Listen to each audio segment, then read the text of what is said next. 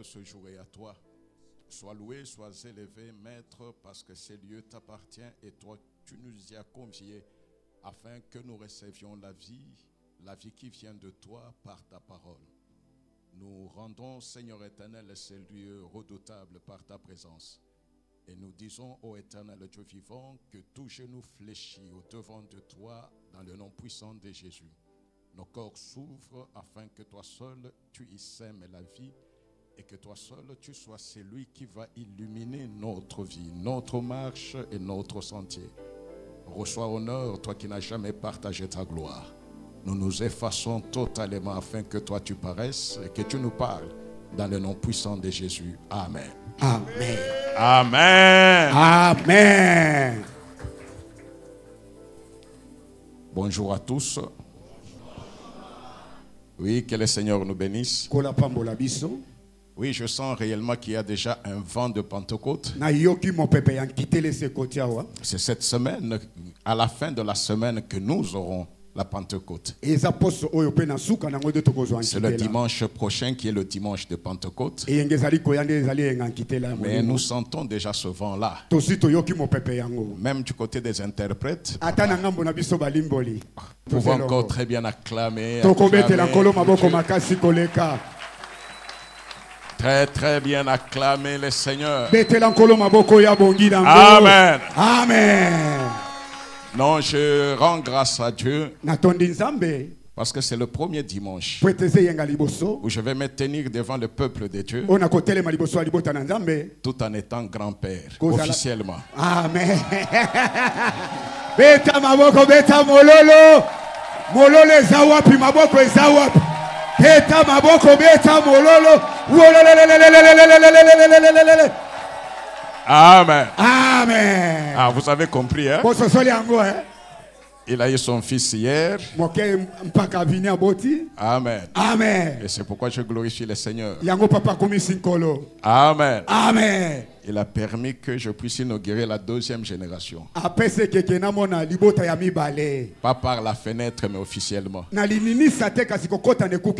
Amen. Oui, nous prenons un texte qui va nous servir de prétexte aujourd'hui pour préparer la semaine que nous allons commencer pour l'enseignement de Pentecôte.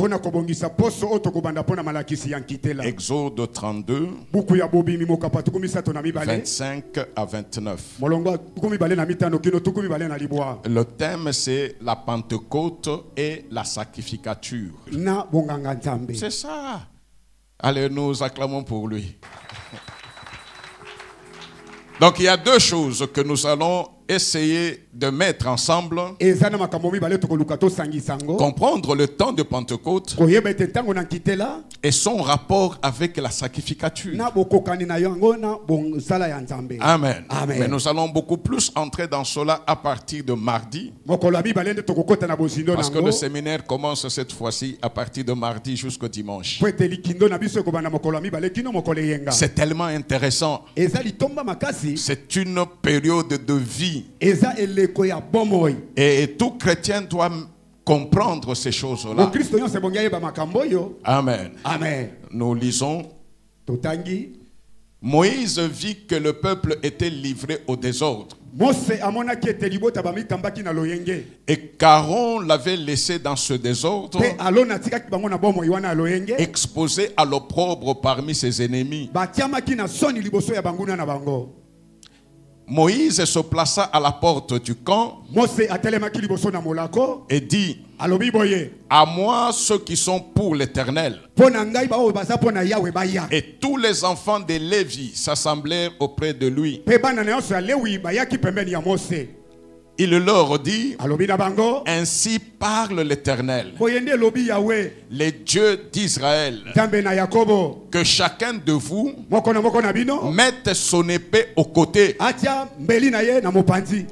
traversez et parcourez les camps d'une porte à l'autre, et que chacun tue son frère, son parent. Les enfants de Lévi firent ce qu'ordonnait Moïse, et environ 3000 hommes parmi le peuple périrent en cette journée. Moïse dit, consacrez-vous aujourd'hui à l'Éternel, même en sacrifiant votre fils et votre frère, afin qu'il vous accorde aujourd'hui une bénédiction. Nous disons Amen. Amen. Et nous acclamons pour la parole de Dieu. Amen. Amen. Alléluia. Amen. Quand nous avons parlé des fêtes de l'Éternel, nous avons dit qu'il y a 7 fêtes de l'Éternel, mais qui sont réparties en 3 groupes. Le premier groupe, qui est le groupe de la Pâque. Mais pendant la période de Pâques, il y a 3 fêtes qui se font dans la même période. Il y a la fête des Pâques, qui est la fête majeure. Il y a la fête des pains sans levain. Mais il y a aussi la fête des prémices. Le vendredi, la fête de Pâques commence. Et elle fait une semaine. Le samedi, la fête des pains sans levain commence. Elle fera aussi une semaine. Et le dimanche, c'est la fête des prémices. Amen. Amen. Nous avons expliqué toutes ces fêtes-là pendant la période de Pâques. Et je vous ai dit ceci, un vrai chrétien doit comprendre ces choses-là, parce que tout le mécanisme du cycle spirituel est basé sur les fêtes de l'Éternel. Quand nous avons parlé de Pâques, nous avons dit que dans chaque fête, il y a un aspect historique, c'est-à-dire un aspect du passé. Ça a commencé quand? Amen. Amen. Pour la Pâques, nous avons dit ceci, ça a commencé avec les enfants d'Israël en Égypte. Nous sommes ensemble. C'est aux Juifs que Dieu a parlé. Ce qui fait que si quelqu'un me dit la Pâque est une fête juive, je dis non. Je ne fête pas la Pâque juive. Les Juifs ont leur fête. Amen. Amen. Mais moi, je fête la Pâque chrétienne. Pourquoi? Tout simplement parce que ce qui était fait dans l'Ancien Testament, on me dit que c'était l'ombre des choses à venir, mais la réalité est en Christ. Or, cette réalité-là fait que sur le plan prophétique, sur le plan spirituel, chaque fête doit être accomplie par Jésus. Amen. Amen. Le vendredi, comme eux avaient tué et égorgé des agneaux sans tache, sans défaut, pour mettre le sang sur les linteaux et sur les bâtons. Un vendredi aussi, du 14 du mois de Nissan, mon Seigneur à moi, qui est l'agneau de Dieu, a été jugé par Ponce Pilate, sans défaut, sans tache, sans infraction. Et parce qu'il était jugé comme cela, Ponce Pilate avait dit, prenez-les vous-même, allez les tuer. Pourquoi on allait les tuer? Tout simplement parce qu'il était en ce moment-là agneau de Dieu. Or, le principe ou la loi pour l'agneau, c'est d'être sans défaut, d'être sans faute. Amen. Amen. Pendant qu'on égorgeait les animaux, les agneaux, le vendredi du 14 Nissan, entre les deux soirs, c'est-à-dire entre 15h et 18h, au même moment que les agneaux étaient égorgés dans des familles, mon Seigneur à moi rendez l'âme à la croix. Amen. Amen. Là où eux devaient mettre le sang sur les linteaux et sur les bâtons, mon maître à moi était sur les bois il y avait deux bois avec une forme horizontale et forme verticale. Ça donnait quoi? Ça donnait quoi? Et quand eux devaient mettre le sang sur les linteaux et sur les bâtons, à un certain moment, ce sang-là allait se rencontrer pour former quelle figure? C'est qu'on a prédit dans l'Ancien Testament. Je l'ai vécu avec le Seigneur à la croix. Et c'est à la croix que le sang a coulé. Le sang a coulé pour que moi, je sois protégé. Amen. Amen. Cet enseignement-là pendant la Pâque. Amen. Amen. Et je vous avais même dit ceci. Même s'il n'avait aucune plaie, mais quand on l'a placé sur la croix, amen, amen, on a commencé par les pieds. Est-ce que le sang n'a pas coulé? Ce sang-là a coulé où? Il n'a pas touché la croix. Quand on a cloué les deux mains, le sang n'a pas coulé. C'est à la croix que le sang de mon salut, le sang de mon expiation a coulé pour que je rentre en harmonie avec mon Dieu. Il venait d'accomplir la fête des Pâques. Donc la Pâque juive n'est pas mon affaire, mais la Pâque qu'il a accomplie à la croix de Golgotha, ça c'est mon affaire. Amen. On est ensemble. Amen. Si pour les Juifs, ils ont eu le sang des animaux qui couvre les péchés, qui n'enlève pas les péchés, gloire soit rendue à Dieu. À la croix de Golgotha, le sang du Fils de l'homme a coulé. Ce sang-là ne couvre pas les péchés, il enlève les péchés. Et ce sang-là n'enlève pas seulement les péchés, il détruit l'acte qui me convainc de péché. L'acte d'accusation est déchiré parce que le sang a coulé. Ok. Amen. La fête de pain sans levain, c'est qu'on enlève le péché du milieu du peuple de Dieu. Amen. Amen. Et cela a été accompli par Jésus. S'il est mort le vendredi, mais le soir, il a été, on a descendu son corps de la croix pour mettre le corps où? Dans les sépulcres. Amen. Amen. Pourquoi il est mort? Parce qu'il a péché?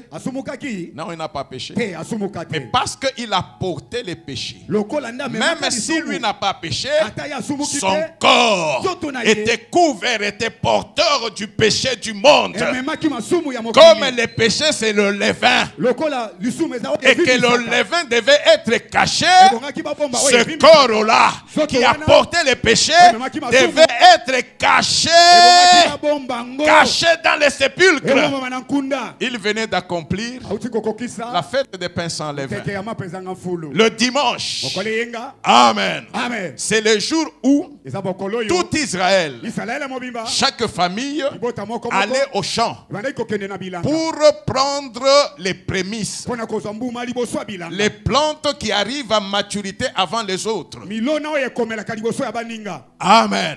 Ce jour-là, quand Israël est en train de prendre les prémices, ces plantes-là qui grandissent avant, même aujourd'hui ça se fait. Allez essayer. Kende komeka. Mais même les épinards. Lonata ba mati. Tu verras qu'à un certain moment, il y aura quelques épinards. Et comme il est déjà. Alors que les autres sont encore dans le processus. Ce qui grandit avant là, c'est ça qu'on appelle prémices. Amen. Et les prémices sont cueillies avant les autres. Et les prémices n'appartiennent pas à l'homme. Les prémices appartiennent à Dieu. Donc ces jours-là, quand ils cueillent les prémices, la Bible dit ceci, ils prennent ces gerbes-là et ils les amènent devant les souverains sacrificateurs au temple, parce que ce n'est pas pour eux. Ils n'amènent pas à la maison pour laver, non. Ils les amènent en l'état et ils le donnent aux souverains sacrificateurs qui doit agiter ces gerbes-là de part et d'autre devant Dieu, tout en prononçant des paroles de reconnaissance devant Dieu. Et après, ça rentre dans le temple. C'est la part des sacrificateurs qui vont manger à la place de Dieu. Quand eux ont mangé, Dieu dit, j'ai mangé. Pendant que Israël est en train de prendre ces gerbes-là, c'est en ce moment-là que Jésus ressuscite, non pas comme fils de l'homme, mais comme prémisse de ceux qui sont morts en obéissance à la parole de Dieu. Il est ressuscité pour confirmer la fête des prémices. Et comme prémisse, il devait aussi se présenter devant un souverain sacrificateur. Les souverains sacrificateurs devaient les présenter à Dieu. Amen. Mais comme sur la terre, il n'y avait aucun souverain sacrificateur qui lui était supérieur, c'est pourquoi lui-même s'est présenté devant Dieu. Et quand il ressuscite, avant de se présenter à Dieu, Marie qui était là vient pour le toucher. Il dit non, Marie, ne me touche pas. Ce n'est pas que Aboya qui moi s'assimbaye, non. Même si c'était un homme, il n'allait pas le toucher. Pourquoi? Parce qu'en ce moment-là, il était un interdit en tant que prémisse.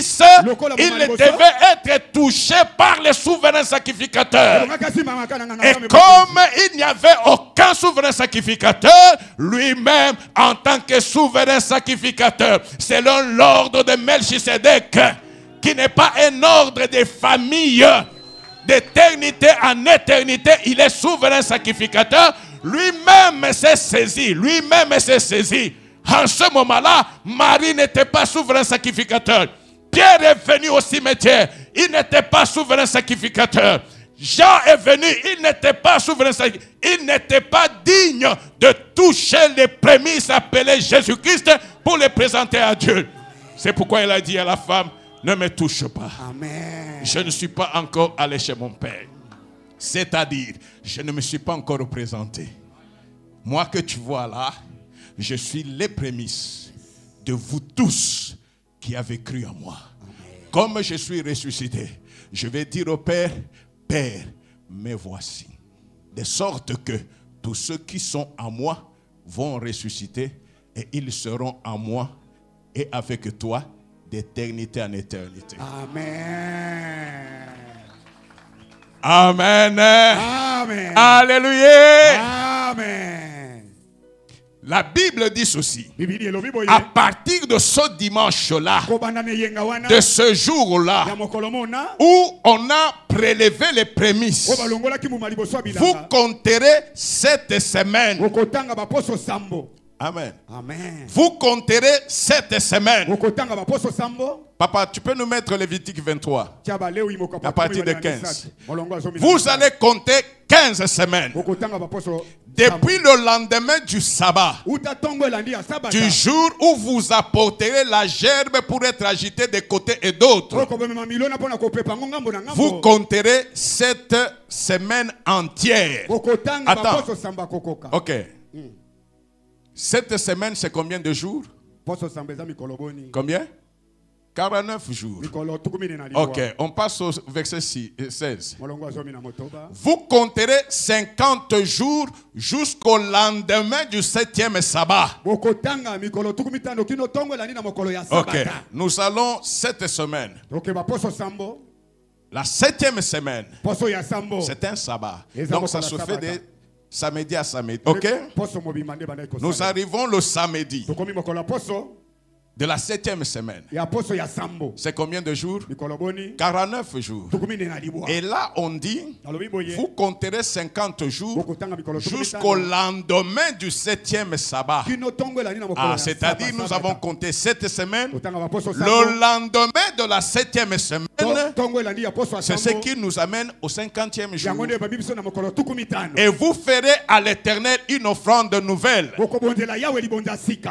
Vous apporterez de vos demeures 2 pains pour qu'ils soient agités de côté et d'autre. Ils seront faits avec 2 dixièmes de fleurs de farine et cuits avec du levain. Ce sont les prémices à l'Éternel. Amen. Amen. Ils seront cuits avec quoi? Avec du levain. Amen. Amen. Pendant la fête de Pâques, les pains sont cuits avec quoi? Sans levain. Nous comprendrons pourquoi. C'est pourquoi Pentecôte est elengi. Amen. Elengi. Amen. Amen. Amen. Alléluia. Amen. Nous allons voir ça dans la semaine. Nous rentrons à Moïse. La Bible dit que Moïse est à la montagne. Il est en face de Dieu. Il parle avec Dieu. Dieu lui donne les orientations. Mais dans les camps, Amen. Amen. Israël qui est resté a été dans la distraction. Israël dit à Aaron ceci: nous avons été délivrés, mais nous voulons voir le Dieu qui nous a délivrés. Vous comprenez un peu? Hein? Amen. Nous voulons voir ce Dieu-là qui nous a libérés. Nous voulons le voir. Pas un Dieu invisible. C'est là le problème de beaucoup de chrétiens. Parce qu'ils ne voyaient pas Dieu. Ils ne peuvent pas le craindre. Ils ne peuvent pas l'adorer. Or, quand nous disons la Pentecôte et la sacrificature, à la Pentecôte, le Saint-Esprit est venu pour me donner la capacité de voir Dieu, d'écouter Dieu. En ce moment-là, je marcherai avec lui et pour lui. Oh, est-ce qu'on est ensemble? Amen. On est ensemble, hein? Amen. Amen. Amen. Le peuple a tellement poussé Aaron que Aaron a autorisé. J'ouvre une parenthèse. Quel que soit ton âge, ce qui donne la capacité dans l'œuvre de Dieu, c'est l'agrément de Dieu. C'est l'appel de Dieu. Aaron a été appelé par l'Éternel, non pas pour conduire Israël, mais pour écouter Moïse. Amen. Oh. Oui. Moïse qui était là, même s'il était là, toute la pression d'Israël ne pouvait pas amener Moïse à faire un veau d'or. Parce que quand Dieu donne la vision, il lui donne la capacité de convaincre, il lui donne la capacité de diriger. Et cette capacité de leadership fait en sorte que tu sois en mesure d'être écouté. On est ensemble. Amen. Aaron était le grand frère de Moïse. Pendant 40 jours, Moïse rentre. Il trouve que Israël n'était plus Israël. Aaron, qui a été prophète de Moïse devant Pharaon, il a écouté ce que Dieu dit. Il a vu ce que Dieu fait.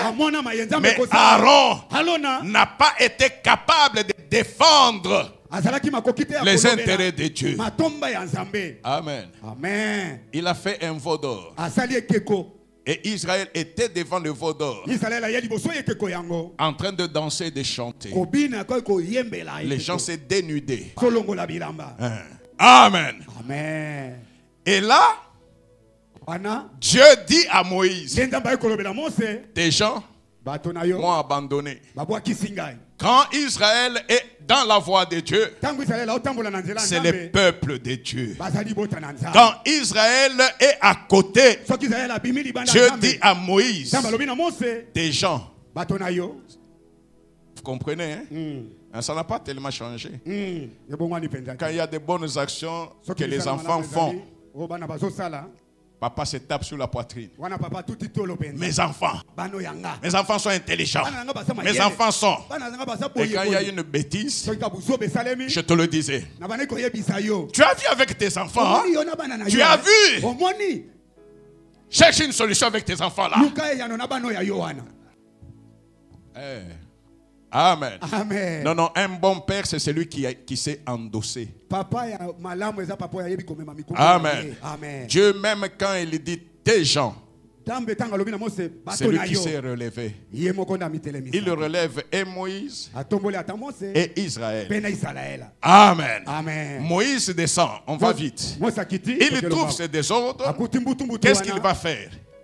Il avait les 2 tables de loi. Je le fais seul. Le temps est minime. Amen. Le temps que j'attende que tu interprètes, je perds quelques secondes. Ok, merci papa. Amen. Amen. Il avait les 2 tables de loi. Les 2 tables de loi. Quand il voit ce spectacle-là, épicier Somo, il ne pouvait pas... Non, il ne pouvait pas imaginer un seul instant que Israël, qui a vu les merveilles de Dieu, pouvait abandonner Dieu. Abandonner, ça va encore. Mais vous êtes en train d'adorer une idole. Quel est ce Dieu-là que vous-même vous allez fabriquer? Vous-même vous fabriquez. Amen. Par colère, il jette les 2 tables. Et la Bible dit que les 2 tables ont été brisées. Or, les 2 tables symbolisaient l'alliance d'Israël avec Dieu. Quand Dieu a choisi Israël, il n'a pas dit qu'il y aura une seule tribu. Il dit que Israël sera un royaume de sacrificateurs. Un royaume de sacrificateurs. Qui lui appartient. Ce royaume est à lui. Donc chaque Israélite était capable de s'adresser à Dieu, d'offrir à Dieu. Mais parce que les tables ont été brisées, c'est-à-dire une alliance a été brisée. Et parce que l'alliance a été brisée, Moïse étant prophète de Dieu, il savait ce qu'il devait faire. Il n'y a plus rien. Match Mebalouka, tout commence à 0. Et c'est là qu'il se tient devant tout Israël. C'est plus de 2 503 millions de personnes. Non. C'est un peuple fou. Et je me suis toujours demandé comment Moïse pouvait parler. et être écouté par tout Israël. La marche avec Dieu, c'est un miracle. Amen.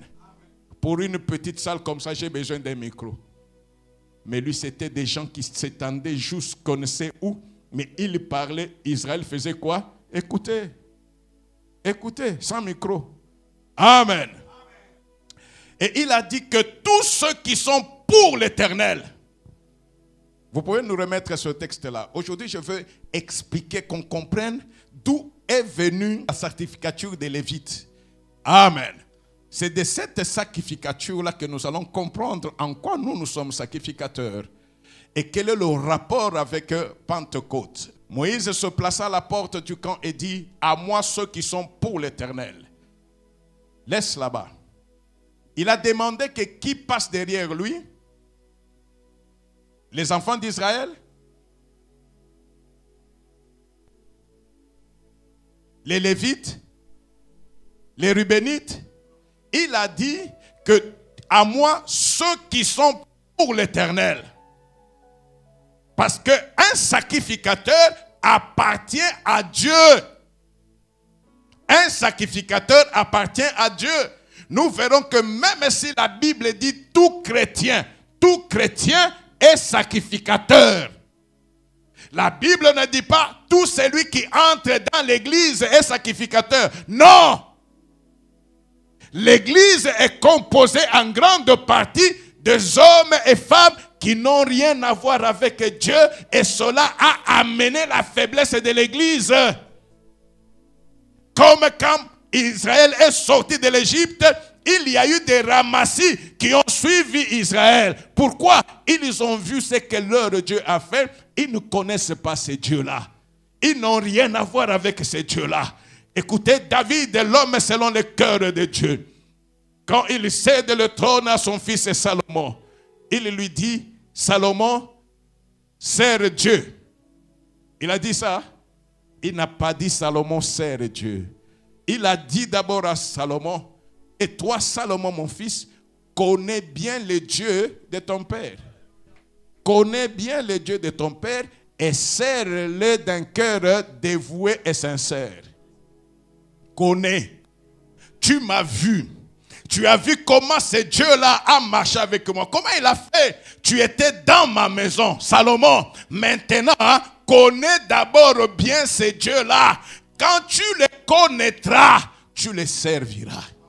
Si tu ne le connais pas, ça sera seulement des migiements et des scindements. Des langues, de parler en langue inventée. Les gens pensent que parler en langue, c'est être spirituel. C'est faux. Satan parle en langue. Mais comment? Amen. Que tous ceux qui sont pour l'Éternel, quand il lance cet appel-là devant tout Israël, pourquoi tous ont péché, tous ont brisé leur alliance avec Dieu? Mais maintenant, même si nous avons péché, je veux juste vous dire que ce Dieu-là est miséricordieux. C'est lui qui peut avoir l'amertume pour son acte et se dire: ce n'est pas cette idole-là, ce n'est pas son travail, ce n'est pas son rang social, ce ne sont pas ses enfants, ce n'est pas cette richesse qui font ma vie. Mais l'Éternel est Dieu et qui peut accepter de s'amender et de revenir à l'Éternel. Où sont ces gens-là? Il a vu les mouvements dans tous les enfants d'Israël. Amen. Et quand le mouvement s'est fait, il a constaté seulement que ceux qui sont venus derrière lui, il n'y avait qu'une seule tribu. Quelle tribu? Des Lévites. Lui-même était de quelle tribu? Il était lévite. C'était sa tribu. Et tous les enfants de Lévi s'assemblèrent auprès de lui. Ok, écoutez maintenant la conséquence. 27. Il leur dit: ainsi parle l'Éternel, le Dieu d'Israël. Amen. Est-ce qu'il a dit ainsi parle ou pas qui? Les patriarches de Lévi. Non. Ainsi parle l'Éternel. Parce qu'il avait demandé à ceux qui sont pour l'Éternel de venir. Parce que vous êtes venus. Et que tous ceux qui sont là entendent. que chacun de vous mette son épée au côté. Alata yango. Ok? Traversez et parcourez les camps d'une porte à l'autre. Et que chacun tue son frère, son parent. En ce moment-là, qu'est-ce qui va se passer? Parce que vous avez dit que vous êtes pour l'Éternel, tous ceux qui sont restés ne sont ni frères, ni sœurs, ni parents. Ils deviennent les ennemis de Dieu. Allez les tuer.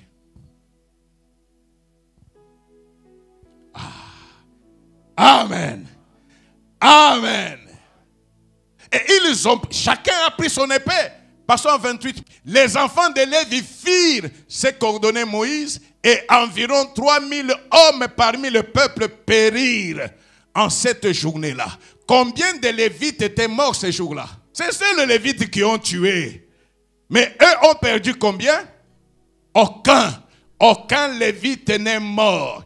Et pourtant, tous ces gens-là pouvaient se dire aussi, nous allons nous armer pour faire quoi? Pour nous battre avec eux. Quand une parole est sortie, c'était ainsi parle. C'est le ainsi parle l'Éternel qui a bloqué tous les autres pour faire en sorte qu'ils deviennent des victimes parce qu'ils n'étaient pas de Dieu. Amen. Non, je voulais qu'aujourd'hui nous comprenions certaines choses. Parce qu'ils n'étaient pas de Dieu.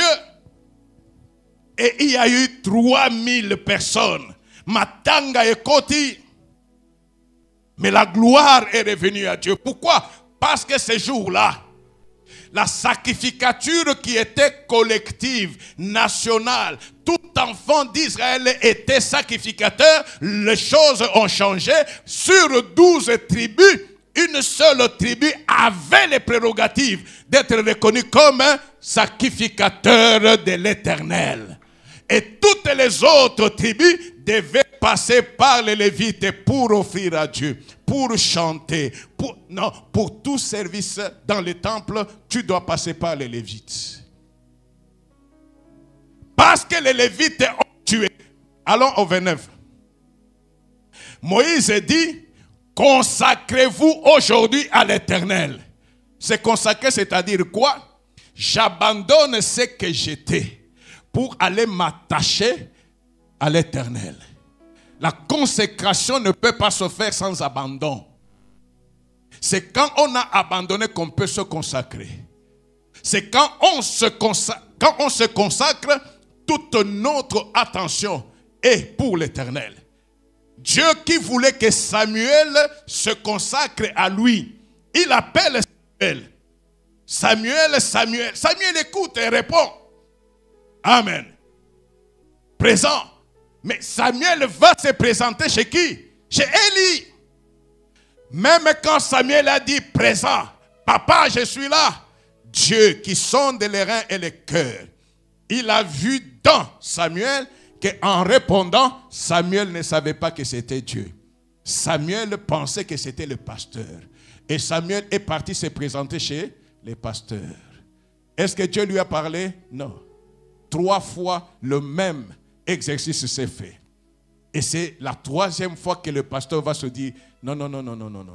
Comme ce n'est pas moi qui appelle l'enfant, c'est-à-dire c'est Dieu qui l'appelle. Petit, si cette fois-ci tu entends cette voix-là, dis, mais voici, Éternel, parle-moi car ton serviteur écoute. Amen. La 4e fois, quand Dieu appelle, Samuel répond, Dieu a parlé à Samuel. Dieu a parlé à Samuel parce qu'il savait que Samuel, en répondant, il savait que c'était Dieu. Et le lendemain du message de Dieu, est-ce que Samuel était encore dans le temple où il a grandi? Non, il a quitté le temple parce qu'une autre mission commençait. Nous ne nous consacrons pas à Dieu parce que non seulement nous ne le connaissons pas, nous ne l'avons pas rencontré, nous ne l'avons pas écouté. Et c'est ce qui fait que des choses de néant ont de l'importance, bien-aimés. Moïse dit à ces gens-là, parce que vous avez tué vos frères et vos parents, vous avez montré que les liens de sang ne peuvent plus vous dominer. Amen. Les liens de sang ne peuvent pas vous dominer. Prenons ces choses-là. On dit que l'Ancien Testament est l'ombre des choses à venir. Tu ne peux pas être chrétien et te dire sacrificateur si le lien de sang est encore très fort chez toi. C'est impossible. C'est impossible. Amen. Amen. Même en sacrifiant votre fils et votre frère, afin qu'il vous accorde aujourd'hui une bénédiction. Être sacrificateur, c'est une grande bénédiction. Amen. Être sacrificateur est une grande... Consacrez-vous aujourd'hui. Ces gens qui se sont consacrés à Dieu ont commencé par reconnaître qu'ils sont de Dieu, qu'ils sont pour Dieu, qu'ils acceptent d'abandonner ce qui faisait leur force. Amen. Ils ont accepté de marcher dans la vérité. Dans la vérité. Or, ces choses-là, c'était les choses de l'Ancien Testament. Alléluia. Dans le Nouveau Testament, même quand Christ vient, il dit, il institue son église. Il avait les disciples. Ils étaient à côté de lui. Amen. Ils étaient à côté de lui. Ils ont dit qu'ils ont abandonné, ils se sont consacrés. Mais quand les troubles sont arrivés et qu'on a arrêté Christ, n'est-ce pas que tous les disciples sont restés à côté de Jésus? Hein? Non, hein? Pourquoi? Même s'ils avaient pris la décision, ils n'avaient pas encore le pouvoir qui peut pousser l'homme à se consacrer. Et le pouvoir qui peut pousser l'homme à se consacrer est descendu le jour de la Pentecôte. Amen. Est descendu le jour de Pentecôte. Nous verrons dans la semaine que le Saint-Esprit, à la Pentecôte, il y a l'expression d'un très grand amour de Dieu pour l'homme. Lui qui a dit, faisons l'homme à notre image, à notre ressemblance et qui lui domine. Il nous l'avait dit, mais nous avons vu l'homme qui était dominé et Satan a pris la place. Mais à la Pentecôte, Dieu inaugure une nouvelle ère pour mettre à exécution ce qu'il avait dit au commencement. Le Saint-Esprit, quand il arrive, tu reçois la parole de Dieu. Or, la parole est Dieu. Et la Bible dit, la parole est esprit. Quiconque reçoit la parole a reçu l'esprit.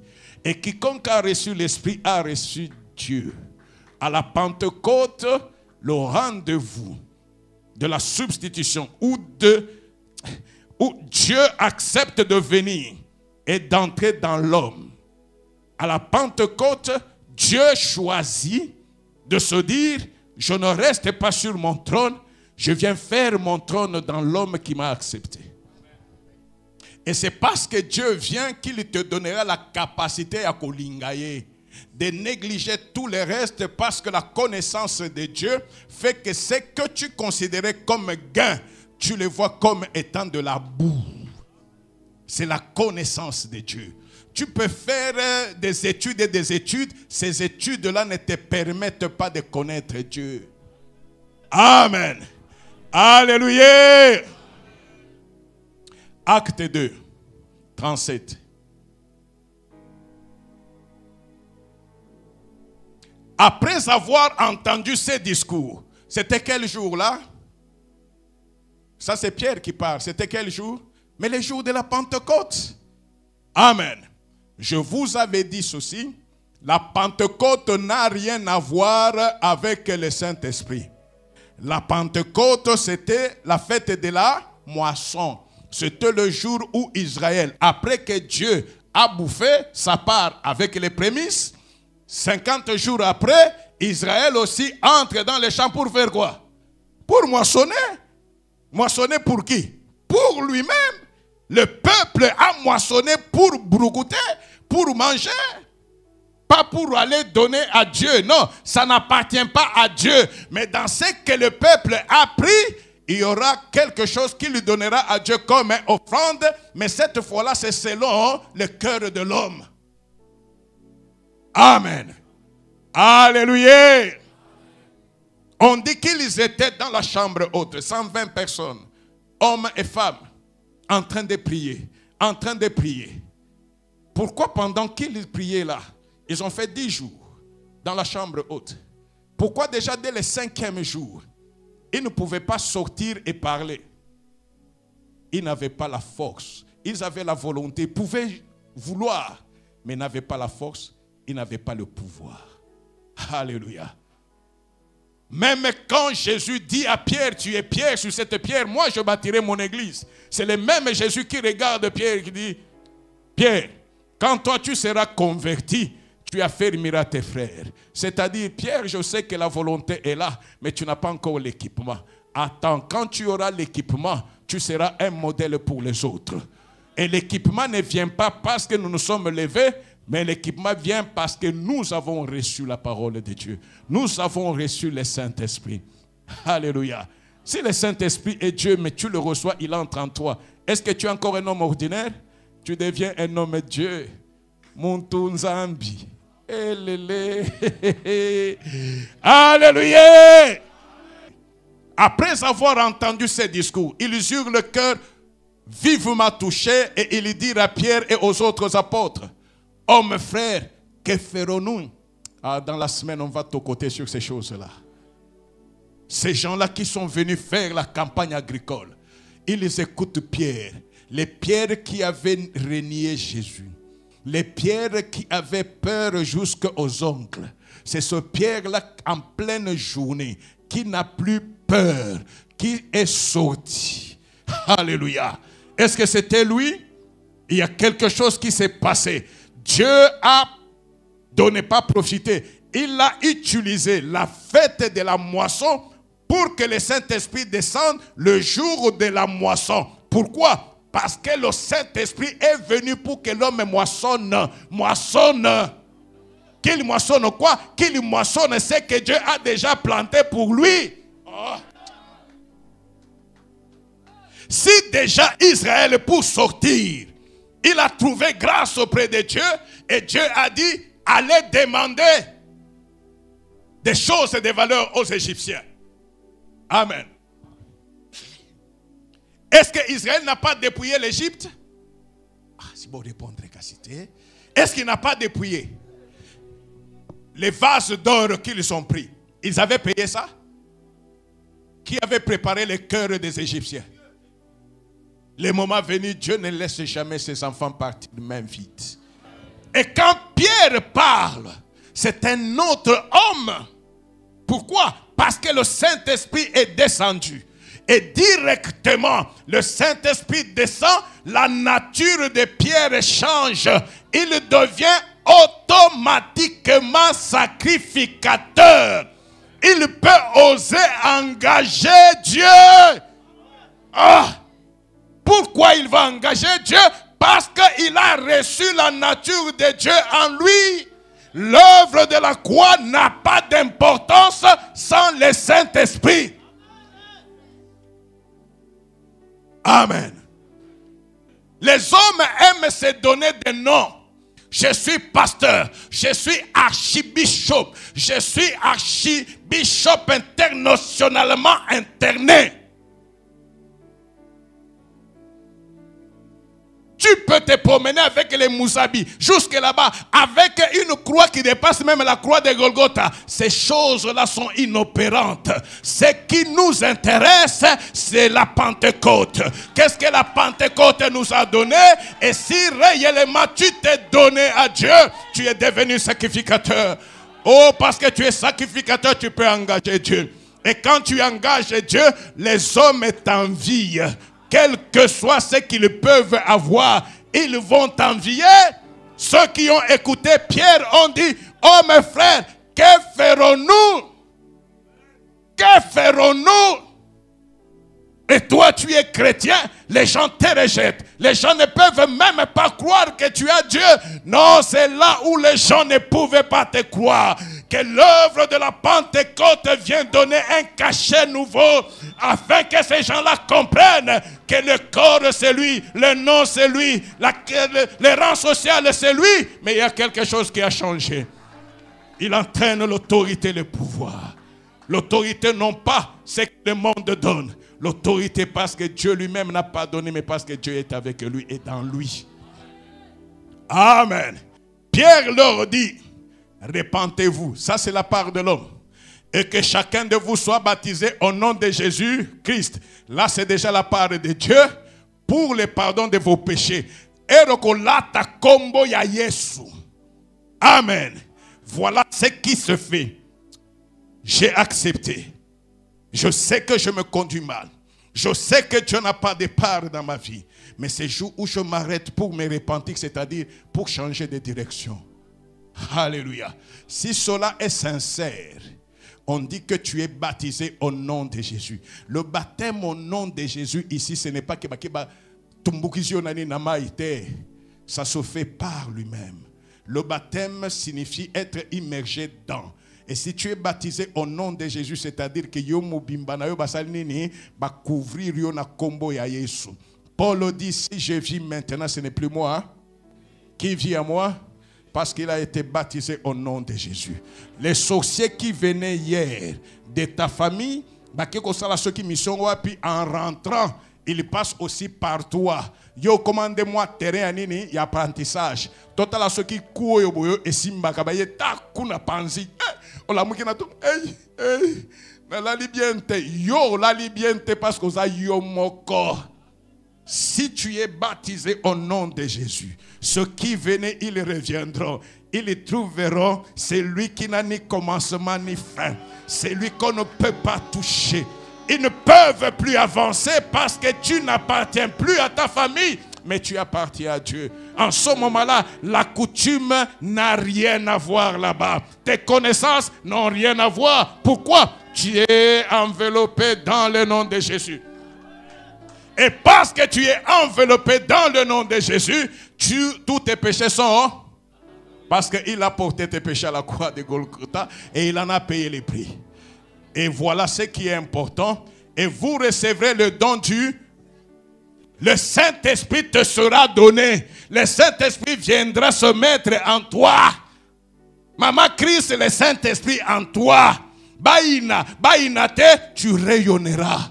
Non, je vais dire à Hosanna ceci. Je n'ai que faire de ce que toi tu diras de moi. Je n'ai que faire de ce que ma famille dira. Parce que cette famille-là, elle n'avait d'objectif que de m'amener dans le monde. Or, tous ceux dont les noms sont inscrits dans le monde ne sont pas de Dieu. Mais sur la terre, dans le monde, j'ai eu la grâce. J'ai eu la grâce d'écouter, de voir, de rencontrer celui qui sauve. Et quand j'accepte d'aller vers lui, la Bible me dit que je suis né de nouveau. Donc j'ai quitté. C'est lui qui m'a enveloppé. Il est celui qui est vivant au siècle des siècles. Et quand le Saint-Esprit entre en moi, je peux voir les choses que les gens ne peuvent pas voir. Je peux voir les choses que même les yeux fermés, je vois. La distance n'a plus de place. Je peux accéder au secret que seul le maître du gouvernement céleste, celui qui contrôle les piliers du monde voit. C'est lui qui est le maître des temps, des circonstances. C'est lui seul qui sait voir et c'est lui qui sait diriger. Je peux accéder aux choses qui ne peuvent pas être accédables. Alléluia. Hier, j'ai parlé à quelqu'un, serviteur, mais qui a souffert pendant longtemps. Il me dit une maladie là impossible de dos, c'est comment. Je n'ai pas voulu retenir. Je lui ai dit, je te laisse aller à ton église. Tu peux prêcher, il n'y a pas de problème. Mais je te dis de passer le lundi au bureau. Donne-moi seulement 5 minutes. 5. Et je sais une chose. 5, c'est beaucoup pour celui qui est le Seigneur des Seigneurs. Le corps, il connaît. La colonne vertébrale, c'est lui qui l'a créé. C'est lui qui connaît même l'intérieur de l'intérieur. L'intérieur de l'intérieur. Il est le réparateur des brèches. Le réparateur des brèches. Il n'est pas resté dans le tombeau. Il n'est pas resté dans le ciel. Quand je parle, ce n'est pas moi qui parle, mais c'est lui qui parle. J'ai confiance parce que je sais qu'il est là. Je sais qu'il est là. Il n'est pas un homme pour mentir, ni un fils de l'homme pour se repentir. Ce qu'il a dit, il le fait. Et lui, il est sincère, il est grand. Hosanna, c'est le temps où nous devons réellement choisir notre camp. ou être dans le monde, personne ne viendra vous embêter, ou être pour Dieu. Et si nous sommes pour Dieu, ce pays va changer. Qu'on ne vous trompe pas, ce pays va changer. Oh M23, qui sont-ils? Alléluia. C'est lui qui donne le souffle.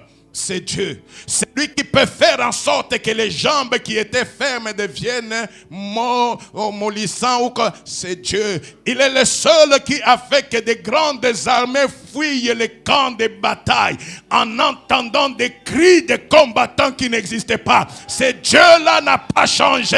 Il est le même. Il est le même. Mais c'est à la RDC, de comprendre que la victoire n'appartient pas aux armes. La victoire n'appartient pas aux chevaux, la victoire appartient à l'Éternel.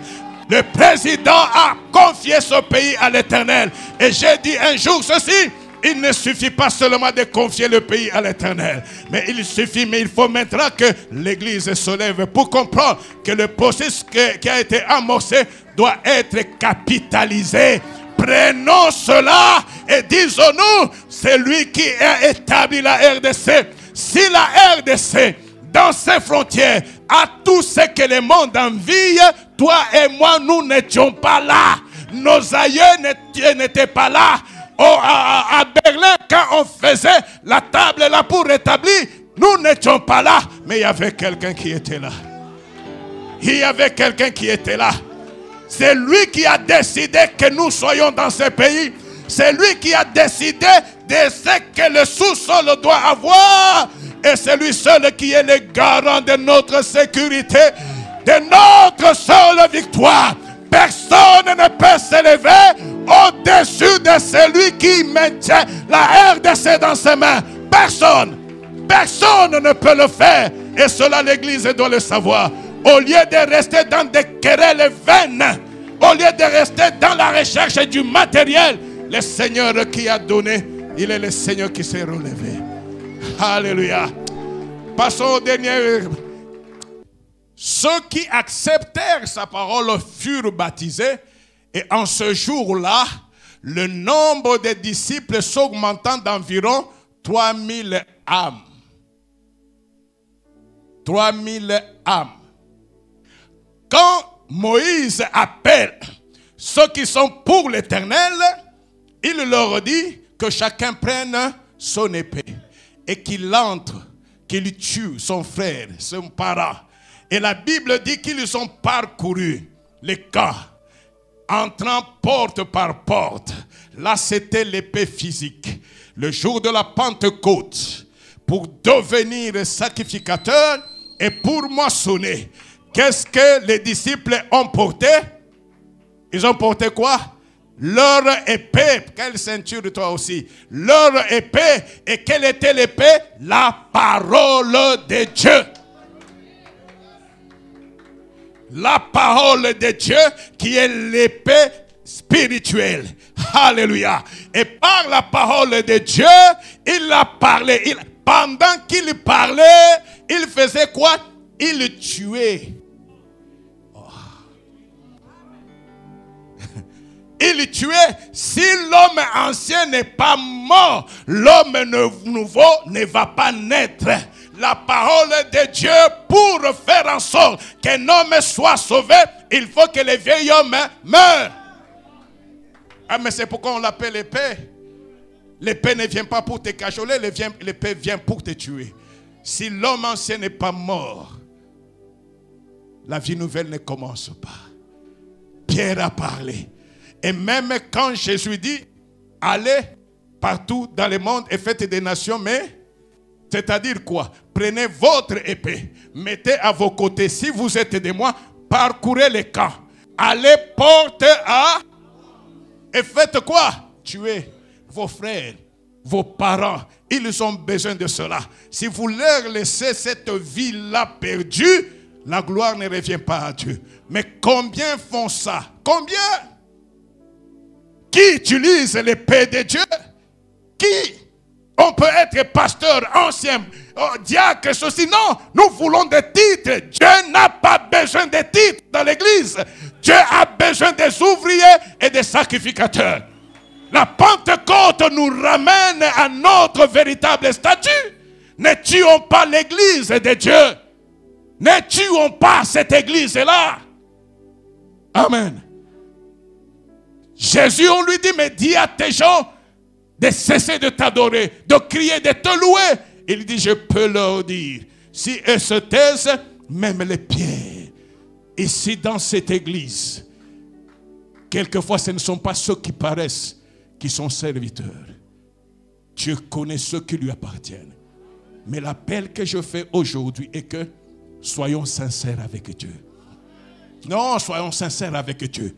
Jamais Hosanna ne sera une église de bureaucrates, une église de patrons, une église de gens Majunda. Non, non. Hosanna est une église de serviteurs et servantes de Dieu. Des gens qui ont dit oui au Seigneur Jésus. Des gens qui ont fait en sorte que leur épée ne soit pas une épée qu'on a placée dans les musées, mais une épée qui travaille jour et nuit pour que le royaume des cieux soit rempli et que le monde soit dépeuplé. Il est celui qui établit les véritables sacrificateurs.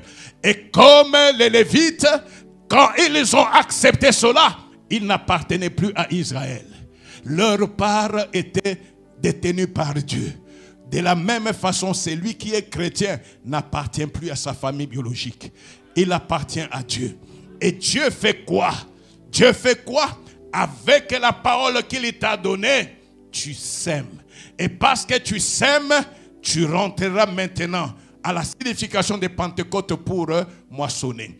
Tout le temps que Pierre et les autres, ils avaient Jésus, mais ils étaient enfermés. Est-ce que la moisson était arrivée?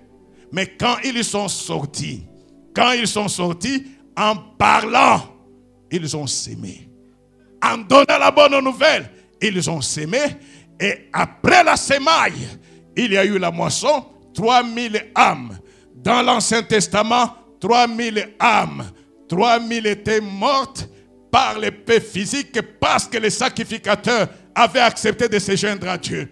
L'accomplissement dans le Nouveau Testament, le jour de Pentecôte, 3000 âmes ont été sauvées, tuées par l'épée de l'Esprit. Et c'est ça qui fait en sorte que ces gens-là ont été récompensés. Celui qui travaille pour Dieu, guidé par le Saint-Esprit, ne peut jamais être confondu. Quittons les domaines de la chair, rentrons dans les domaines de l'Esprit. En ce moment-là, nous serons porteurs de vie et de la gloire de Dieu. Que le Seigneur nous bénisse.